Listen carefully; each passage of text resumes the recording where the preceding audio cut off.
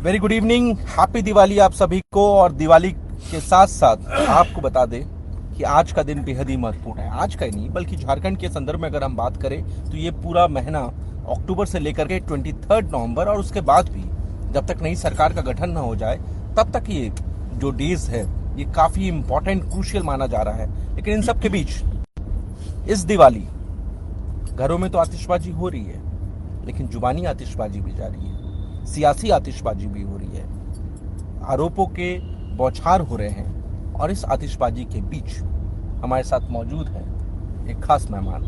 हमने रांची में आपसे वादा किया था कि हम जमशेदपुर में अमरप्रीत सिंह काले के साथ मुलाकात करेंगे।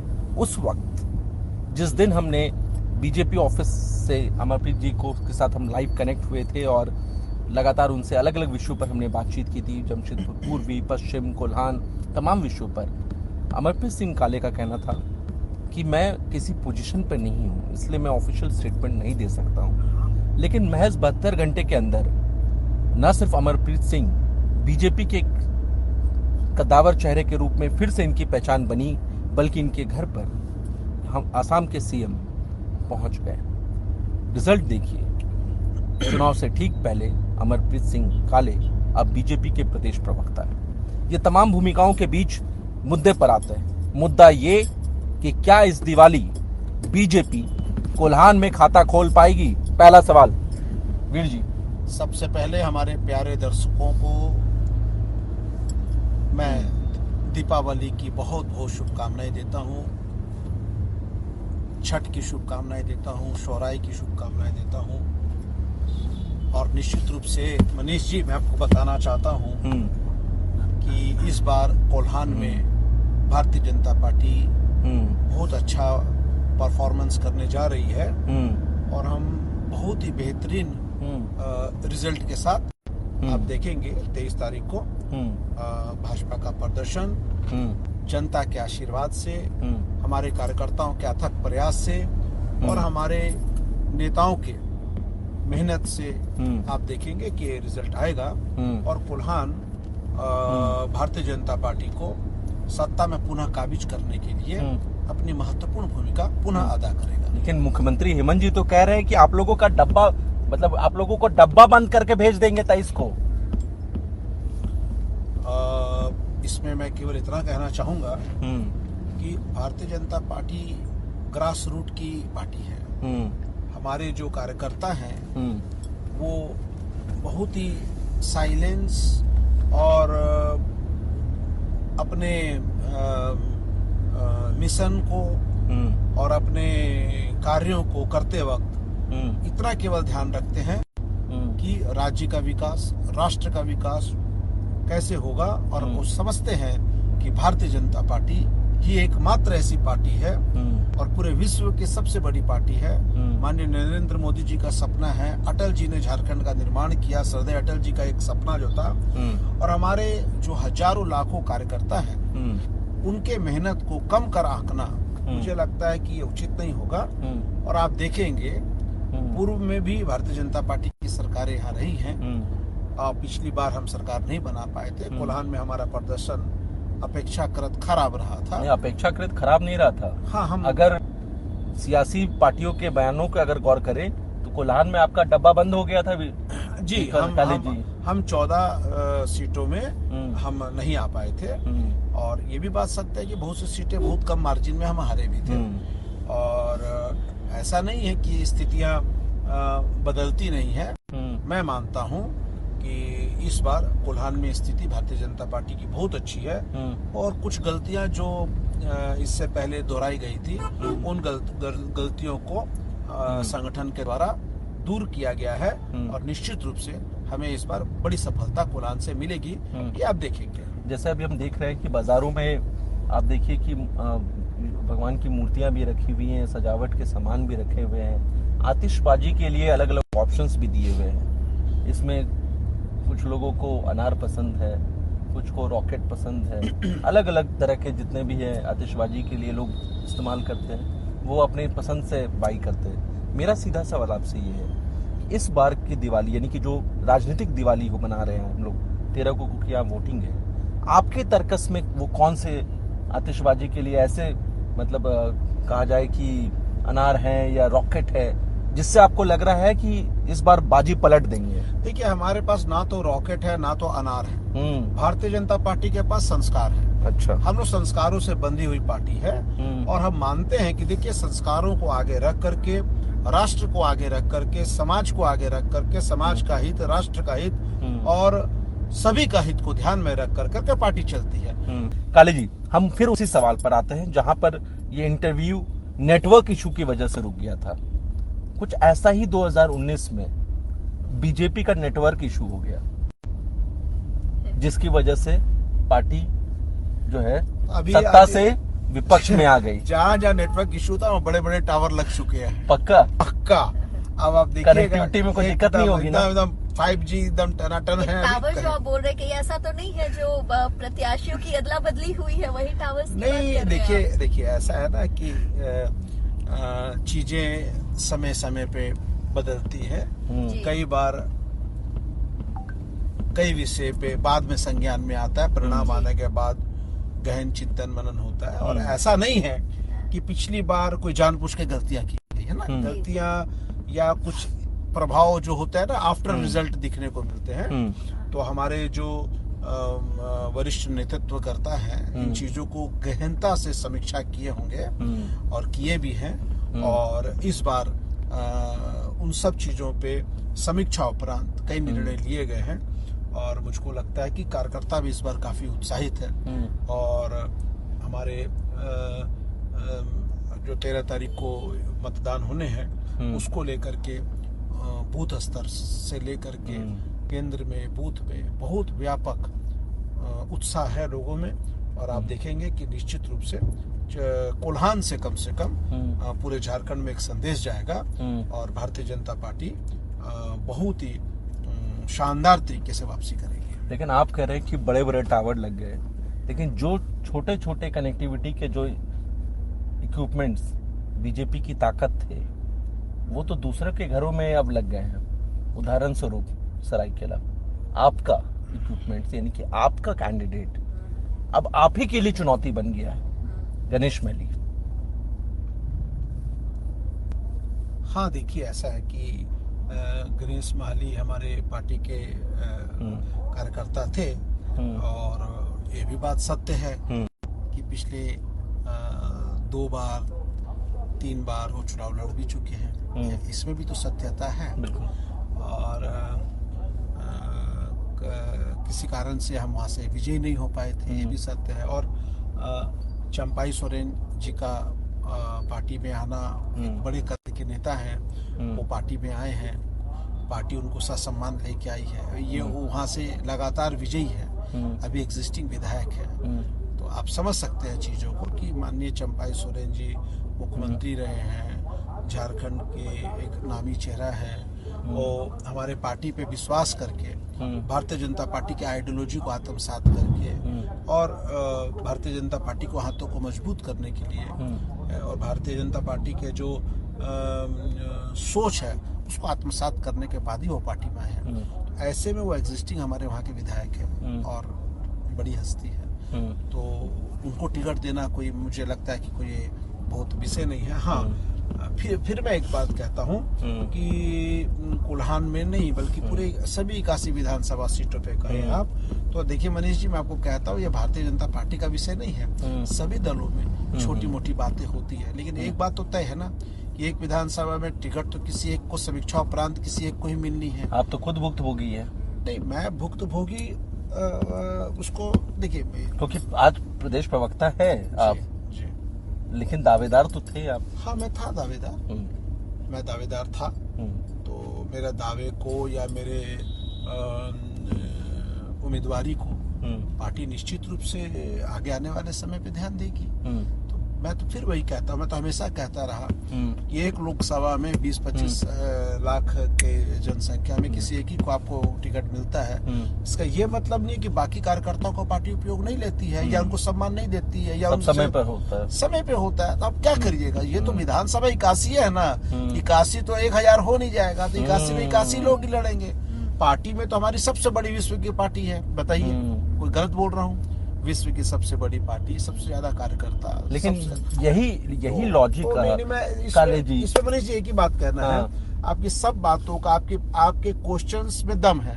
आप जितने क्वेश्चंस उठा रहे हैं उस सब का मैं एक ही बात कहूंगा कि अगर उम्मीदवारी पे जाते हैं तो सभी उम्मीदवारों की जब एक बार घोषणा हो जाती है तो हमारा भारतीय जनता पार्टी में पार्लियामेंट्री बोर्ड तक जाकर के इसका डिसीजन होता है, स्टेट से लेकर के। तो जिसका चयन एक बार हो गया, पार्टी ने चयन कर दिया तमाम चीजों के समीक्षा उपरांत, उसके बाद मुझे लग रहा है कि पार्टी ये निर्णय ले लेती है कि ये उपयुक्त कैंडिडेट है और इसके माध्यम से हमें अब आगे बढ़ना है। मैं आप ही की बात को आगे बढ़ाता हूं, आपको बीच में इंटरप्ट करते हुए। आप ये कहते हैं कि हम यानी कि बीजेपी पार्टी विद डिफरेंस है जी, आप कहते हैं। जी, कहाँ है इस बार आपका डिफरेंस? आपके कैंडिडेट के लिस्ट आते ही भगदड़ मच गई, आप मनाते रह गए, नहीं माने, नाम गिनना शुरू करिए, लुइस मरांडी, केदार हाजरा, तो लिस्ट का भी उन्होंने इंतजार नहीं किया, आपको भनक तक नहीं लगी और वो सीएम हाउस जाकर के उन्होंने पार्टी ज्वाइन कर लिया। गणेश माली, इस तरह के दर्जनों उदाहरण हैं। आप गुमला में देखिए, हेमंता जी घर पर जाते हैं, क्या हुआ इसका रिजल्ट? तो कहने का मेरा सीधा सवाल ये है कि जिस पार्टी विद डिफरेंस को लेकर के आप लगातार ये कहते थे बीजेपी यानी पार्टी विद डिफरेंस, इस बार आपके जो संगठन के लोग थे यानी कि कैडर थे वो आप पर यकीन क्यों नहीं कर रहे हैं? ये देखिए, हमारा गठबंधन है आरएसयू के साथ, जेडीयू के साथ, लोजपा के साथ। हम लोग एक विश्वसनीय रिश्ते को आगे लेकर के चलते हैं। टिकट बंटवारे में सभी का ध्यान रखना पड़ता है, राष्ट्रीय पार्टी है और ऐसा बात नहीं है कि दूसरे दल से लोग हमारे दल में नहीं आए। अभी आप बता ही रहे हैं, नाम भी ले रहे हैं, कई बड़े आपने तो पूर्व मुख्यमंत्री को ही अपने कई टीम में बड़े लोग लिया। हैं, बड़े लोग हैं जो हमारी पार्टी में आए हैं। तो ऐसा ठीक है, ऐसा तो चुनाव के टाइम में ऐसा नहीं है कि कोई, लेकिन आपको ये उम्मीद थी कि ऐसा हो जाएगा आप लोगों के साथ? क्योंकि चुनाव आते ही तो भगदड़ दूसरी पार्टियों में मचती थी, देखिए ये ट्रेंड होता था। देखिए मनीष इस बार जी, बीजेपी में ऐसा क्यों मच देखिए गया? मनीष जी, आदमी ऐसा उम्मीद तो नहीं करता है। आदमी तो यही विश्वास करता है कि जो हमारे कार्यकर्ता हैं, जो एग्जिस्टिंग विधायक है या सो कॉल्ड उम्मीदवार हैं, वो पार्टी के विचारों को मानेंगे और उनके साथ संवाद भी होता आता है। ऐसा नहीं कि संवाद नहीं होता। संवाद हुआ है तभी तो आप नहीं, आज पार्टी के प्रदेश प्रवक्ता है जी। और आज पार्टी को आप डिफेंड कर रहे हैं इन सब विषयों पर। तो उनके साथ संवाद होता आया है, लेकिन बावजूद इसके कई बार ऐसा सामने वाले के सामने में भी ऐसा आ जाता है कि अब उम्र हो गई है। देखिए, मैं आपको प्रैक्टिकल बात, हमारे दर्शक सुन रहे हैं। हाँ, लुइस मरांडी की उम्र हो गई है। नहीं, मैंने कई बार ऐसा है कि लोगों को लगता है गणेश मल्ली की उम्र हो गई है। नहीं, उम्र नहीं हो गई है, लेकिन केदार हाजरा नहीं, अच्छा, इन्हें मनाने की कोशिश नहीं की गई, लेकिन बहुत सारे ऐसे लोगों को देखा गया जो पार्टी का मनाने का इंतजार कर रहे थे। खुद हेमंता हाँ, बिस्वा एक trend बन गया शर्मा है। डैमेज कंट्रोल के लिए चलते रहे, जेट पे लोग घूम रहे हैं। तो ये भी कमेंट्स आ रहे हैं लोगों के, जो व्यूवर्स है, जनता ये पूछ रही है कि क्या है, मतलब जो नाराज नहीं हुए वो तो अब उनसे गलती हो गई उनसे है गलती क्या? हो गई क्योंकि उन्हें ना कोई पार्टी में पद मिल रहा है, ना ही वो जेट में घूम पा रहे हैं, तो चार्टर्ड प्लेन में नहीं घूम देखिए- पा रहे हैं। क्या कहेंगे इसमें? देखिए, ऐसी बात बिल्कुल नहीं है। जी, एक चीज बताता इसमें हूँ, मैं एक नाम जोड़ देता हूँ, कमलेश राम का। जी, कांके से उन्होंने इंडिपेंडेंट भरा। बिल्कुल। फिर देखिए बाकी की डैमेज कंट्रोल बाकी करने की के जो लिए कहानियां हेमंता इन्होंने बता बिस्वा दी। शर्मा अब आगे आप और बोलिए। आगे आप बताइए। नहीं, कई बार ऐसी चीजें होती हैं। ये देखिए, हमारे दर्शक देख रहे हैं हम लोगों को, तो मैं इतनी बात कहूंगा, कई बार ऐसा होता है जो दिखता है वो होता नहीं है, जो होता है वो दिखता नहीं है। और कई बार लोगों को नाराजगियां होती हैं। कई बार आप नाराजगियों को संभाल नहीं पाते। आपको विश्वास होता है कि अमुक प्रत्याशी नाराज होगा, किसी भी कारण से जब निर्णय ले लिया गया हम उसको मना लेंगे। कई बार होता है, हम नहीं मना पाते हैं उनको, लेकिन ये विश्वास रहता है नेतृत्व को कि हम उसको मना लेंगे।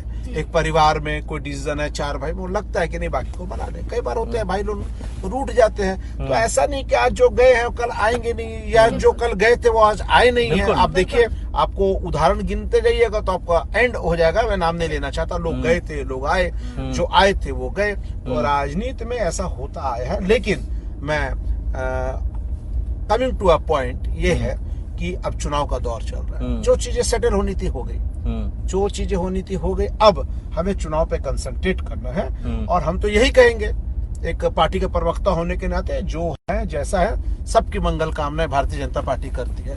वसुधैव कुटुंबकम पे हम लोग विश्वास करते हैं। सभी का ईश्वर से प्रार्थना करते हैं सब सुख शांति से रहे। चलिए इसी बीच एक मिनट शांति से, समरसता से, भाईचारा से, बिना जाति द्वेष के, बिना धार्मिक द्वेष के आराम से मुद्दों पे चुनाव हम लड़े। और निश्चित रूप से भारतीय जनता पार्टी कभी भी मुद्दों से हट करके नहीं लड़ती है। कई बार ऐसे विषय को उठाना पड़ता है जो राष्ट्र के लिए, समाज के लिए उठाने बहुत जरूरी होते हैं, जिनको हम लोग उठाते हैं। बाकी मुझे पूरा विश्वास है मैं कि आपके हजारों जो दर्शक देखेंगे, मैं उनसे भी अपील करूंगा, निवेदन करूंगा, प्रार्थना करूंगा कि भारतीय जनता पार्टी के पक्ष में आप अपना आशीर्वाद दें और एक बार पुनः भारतीय जनता पार्टी। इसी से जुड़ा मेरा सवाल है, 4 को प्रधानमंत्री की एंट्री होने जा रही है इसी कोल्हान की धरती पर, क्या लग रहा है? क्योंकि हम जो हमारे लाइव का टाइटल है कि क्या कोल्हान में इस बार बीजेपी बाजी पलट देगी, तो क्या लग रहा है पीएम के एंट्री के बाद? प्रधानमंत्री जी हमारे इतने वाइब्रेंट हैं और इतने तर्क के साथ आते हैं, वो आएंगे तो कोल्हान को जो एड्रेस करेंगे, तो कोल्हान में अभी से 4 तारीख के कार्यक्रम को लेकर के एक बहुत ही वाइब्रेंसी है। और प्रधानमंत्री जी जहां भी जाते हैं वो अपना एक छाप छोड़ते हैं और सभी के हित की बात करते हैं। और सबसे पहले अगर हित की बात करते हैं तो झारखंड राज्य की बात करते हैं, झारखंड के हित की बात करते हैं। मुझे पूरा उम्मीद है, झारखंड वासियों को ये उम्मीद है कि प्रधानमंत्री नरेंद्र मोदी जी निश्चित रूप से यहाँ पर आएंगे और उनका लाभ हमें भारतीय जनता पार्टी को जरूर मिलेगा। आयुष्मान योजना से लेकर के, अंतर्राष्ट्रीय योग दिवस से लेकर के, भगवान बिरसा मुंडा, चांद भैरव, तिलका मांझी को सम्मान देने के लिए, आदिवासी समाज को जितना सम्मान हमारे प्रधानमंत्री नरेंद्र मोदी जी ने दिया है, मैं समझता हूँ मतलब दिया नहीं है दिखाने के लिए, मतलब दिल से रिस्पेक्ट करते हैं। आज हमारी महामहिम राष्ट्रपति जी परम श्रद्धेय द्रौपदी मुर्मू जो देखिए राष्ट्रपति के पद पे है, तो ऐसा नहीं कि जो सम्मान मिलना चाहिए, जो सम्मान के हकदार हैं, आज पूरे विश्व में आदिवासी समाज को पढ़ा जा रहा है, देखा जा रहा है। ट्राइब कम्युनिटी के लिए इतने बड़े बड़े आयोजन देखिए दिल्ली में हो रहे हैं और तमाम प्रकार की चीजों के साथ में भगवान बिरसा मुंडा जी की धरती में, उली हाथों में आ करके उन्होंने आगाज किया कई चीजों का। तो मैं समझता हूँ कोल्हान में जो उनका ये कार्यक्रम होगा, इससे नई दिशा और दशा पार्टी को प्राप्त पुनः होगी, लेकिन और नई ऊर्जा का संचार के साथ पार्टी पूरे एकदम ताकत के साथ लग जाएगी। लेकिन यही सवाल जब आपके विरोधी और इसी जमशेदपुर से बिलोंग करने वाले झारखंड सरकार में मंत्री, स्वास्थ्य मंत्री बन्ना गुप्ता साहब ने पूछा, उनका कहना था अभी कुछ महीने पहले ही तो आए थे, हमारी सीटें 2 से नहीं, क्योंकि 1 को तो आप खुद ही ले गए। वो कह रहे थे 1 से बढ़ करके 5 हो गई। इस बार बोरिया बिस्तर वो कह रहे हैं आप लोग बांध कर ये रखिए, वैकेंसी नहीं है सरकार में। देखिए ऐसा कि मैं तो वही कहा ना, हम आतिशबाजी में ना बम फोड़ते हैं ना अनार फोड़ते हैं। हम लोगों को तो काम करने से मतलब है। आपका रिजल्ट आएगा मनीष जी, रिजल्ट आने दीजिए, फिर हम लोग दोबारा बात करेंगे। क्योंकि हमें तो देखिए विश्वास किस पे है, हमें विश्वास अपने पे तो नहीं है। वोट कौन देती है? जनता देती है। तय कौन करती है? जनता करती है। काम कौन करते हैं? कार्यकर्ता करते हैं। तो मुझे लगता है कि ये विषय हमें नहीं बोल के हमारे जनता जनार्दन पे और कार्यकर्ताओं के परिश्रम और उनकी कर्मठता में छोड़ देना चाहिए। तो महागठबंधन के नेताओं को इतनी ताकत कहाँ से मिल रही है? वो इतने कॉन्फिडेंट क्यों हैं? वो आपको खुला चैलेंज कर रहे हैं।